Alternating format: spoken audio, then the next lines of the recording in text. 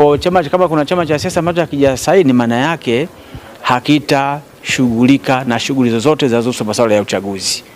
Na hata kwa uteuzi tutapeleka barua kwenye vyama vyote 18, hatutapeleka taarifa kwenye chama kimoja kwa sababu automatic kimejiondoa kwenye harakati za masuala ya uchaguzi mwaka 2025.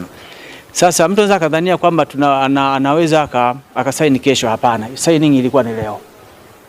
Saizi tunazipeleka kwa ajili ya mpiga chapa aweze kuzitoa kwenye gazeti la serikali, ziweze kutumika rasmi. Kwa ambacho hakikuja leo hakiwezi kutoa fursa kesho. Ilikuwa ni signing leo na kila chama kimepata fursa, na kila chama tulikipigia simu. Na kila katibu mkuu wa chama alipokea simu yetu na kusema mimi nafikiria nitakuja au nitakuja, kwa umejitokeza. Kwa hiyo chama ambacho hakikusaini maadili ya uchaguzi hakitoshiriki uchaguzi mkuu wa rais wa bunge na madiwani unatarajiwa kufanyika mwaka huu, na hakitoshiriki chaguzi zingine zote ndogo zikazotokea katika uhai wa miaka hii mitano kuanzia 2025 mpaka 2030.